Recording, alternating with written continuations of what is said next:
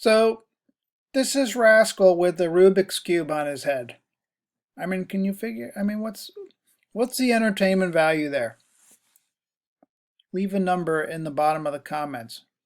I think between 1 and 10, where 1 is the cat with the Rubik's Cube on its head, and 10 is something that's actually entertaining. Anyway, we're going to the next part of our Corinthian uh, journey, and we've gone through 4:16 through 5:10, and now we're gonna hit 5:11 through 21, and this begins to show Paul's answer, the way Paul thinks anyway, to answer the question about what do you do with Genesis 3? Genesis 3 and the fall from grace, the increase of sin. What's God's response? Almost all the time you get somebody that wants to talk to you about the human response. That is, we should be better people. Jesus teaches us to be better people. We should be moral. We should be this and that. My contention is that Genesis 3 presents God with the problem. And God must figure out what his next step is going to be. And the provisional answers that God lays out, provisional answers include covenants, include the law, include the people, include the sacrificial system, all culminating, you see, culminating in the death and the resurrection of Jesus. And so this death and resurrection of Jesus, of course, is pivotal. It really defines reconciliation.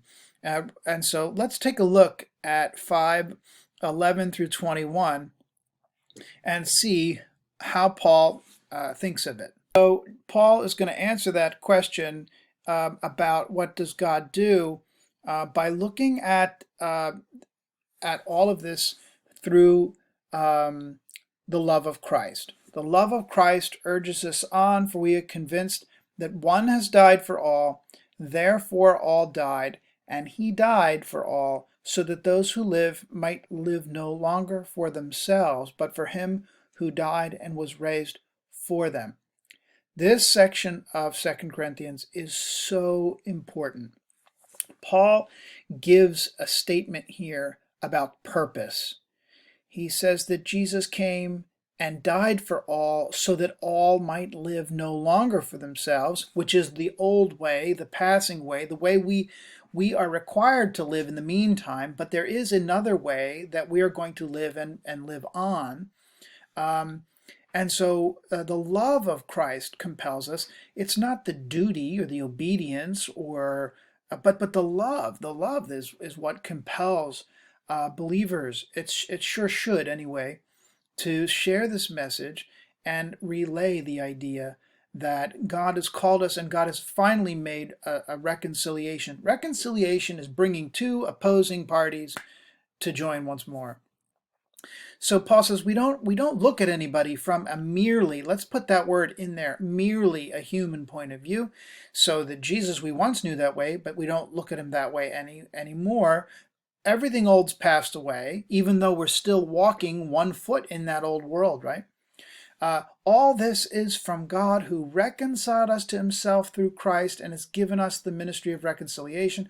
That is, in Christ, God was reconciling the world to himself, not counting their trespasses against them, and entrusting the message of reconciliation to us. So we are ambassadors for Christ. Since God is making God's appeal through us, we entreat you on behalf of Christ to be reconciled to God. For our sake he made him to be sin who knew no sin, so that in him we might become the righteousness of God. What an incredible passage.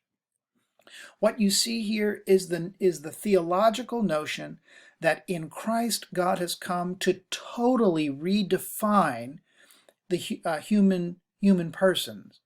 That human persons would no longer be defined or relegated to their earthly and dying away selves, sinful, rebellious, and lost, but that instead God would wrap all of us up in the representative of Christ, that Christ would come to do what we are unable to do, and that is we are unable to separate ourselves. We live unto ourselves.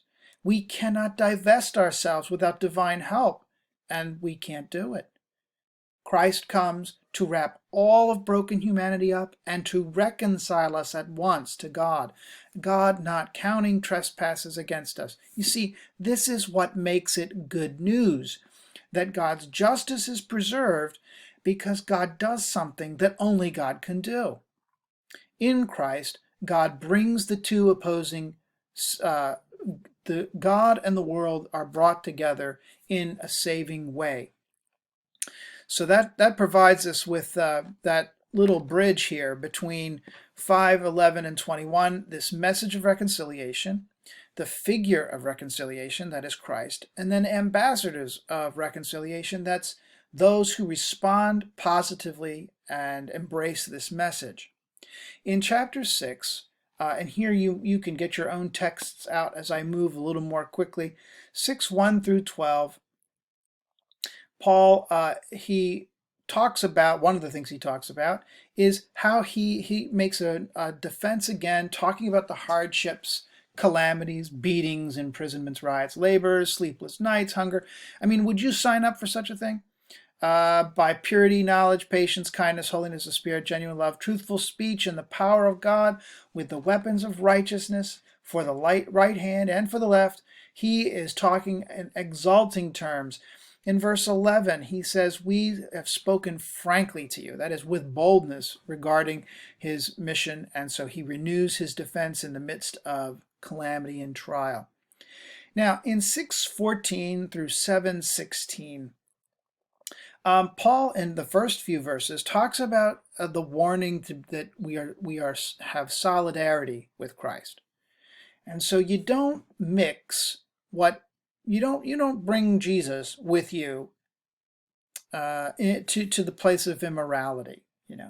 Now, I will say this: there is somewhat of a discrepancy in 6:14 through 6:18. Because 1 Corinthians says that the unbelieving spouse will be justified, sanctified by the believing one. Here, Paul seems to indicate that that may not be the case. He says, what does a believer share with an unbeliever?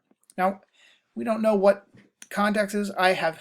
If I had a nickel for every time someone referenced this passage of scripture as a means to cut off a relationship, I would have like 30 cents. But that said, people do use this passage as a way to say, "Oh, I shouldn't have any relationships with people that aren't believers." That's crazy. How are you going to be ambassadors for Christ if you choose to stay to your own tribe alone? In any case, this is a difficult kind of section.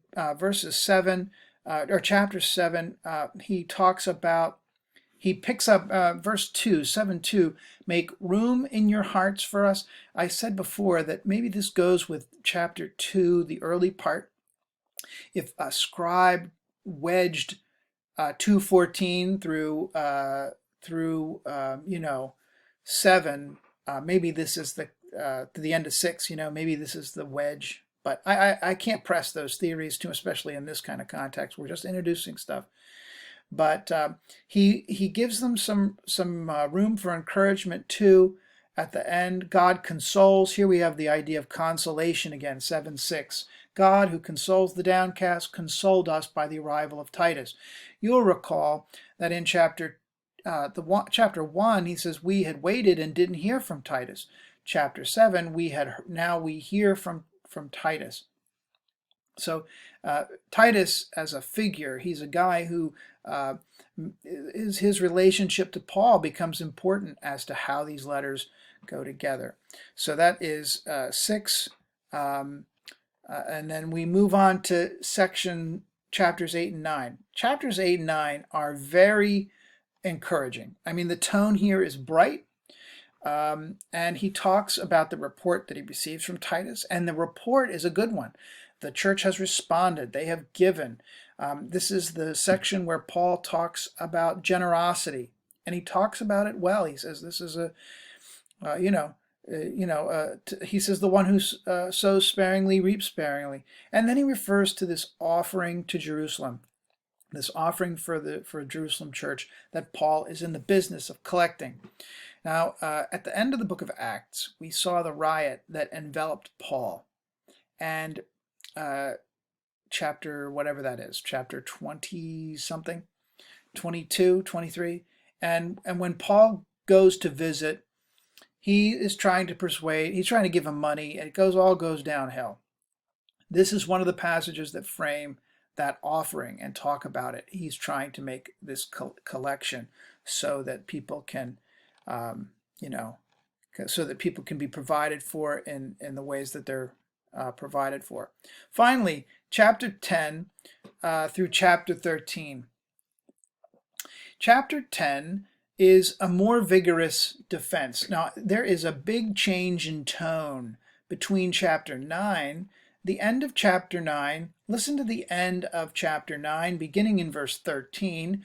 Through the testing of this ministry, you glorify God by your obedience to the confession of the gospel of Christ, and by the generosity of your sharing with them and with all others, while they long for you and pray for you because of the surpassing grace of God that he has given you. Thanks be to God for his indescribable gift. Chapter 10, verse 1. I myself, Paul, appeal to you by the meekness and gentleness of Christ. I, who am humble when face to face with you, but bold toward you when I am away. I ask that when I am present, I need not show boldness by daring to oppose those who think we are acting according to human standards. I mean, that's an abrupt change of tone. And not just because I pitched my voice that way, but the tone itself. He comes and talks about weapons of warfare, and he talks about very aggressive. He's talking aggressively. And he reminds them of all of these things in chapter 10. And then moves, after he talks about this vigorous defense, he then gets even more animated when he talks of false apostles.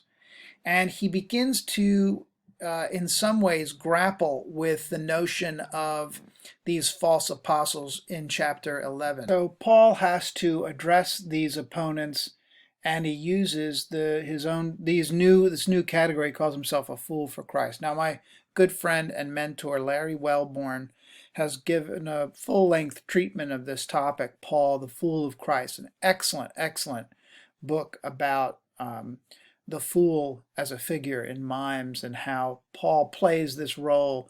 But for Paul, he's taking on Christ, who the world will consider foolish, who his opponents may even consider. The full ramifications of Christ's ministry may be considered foolish on their part, but Paul continues to do that. He continues to take on. And he talks about that too, his sufferings, I repeat, let no one think I'm a fool, but if you do, then accept me as a fool so that I may boast a little. And when he starts to boast, Paul begins to boast in his shame, the things that he has been. And listen to what he says here in chapter 11. With his labor, far more imprisonments, countless floggings, often near death. 5 times I received from the Jews the 40 lashes minus 1. That's a synagogue judgment there, the lashes. 3 times beaten with rods, stoning, 3 times shipwrecked, frequent journeys, in danger from rivers, danger from bandits, danger from my own people. So he's talking about Jews there, danger from Gentiles, danger in the city, danger in the wilderness. So all of these things, and he boasts. Chapter 12, he talks about new revelations, which is very interesting. He knows a person who's been caught up into the third heaven, and then he relays a bit of his own. This is the one of those things he said that God allowed this messenger of Satan to torment me. Very interesting, and that God then says, "My grace is sufficient to you." So to be patient in your suffering and forbearing. And then finally, the last chapter, chapter 13. Paul has a further warning and asks them to prepare for his arrival. So it looks like the word finally and this grace, the last two, grace of our Lord Jesus Christ, the love of God, and the communion of the Holy Spirit be with all of you, is like the real ending of the letter, but you can get a sense that 10 through 13 seems to be a little displaced in the current arrangement. That's 2 Corinthians. Next time we'll tackle our next epistle. God bless you. Have a good day. Leave a comment with something you learned. Hopefully something good.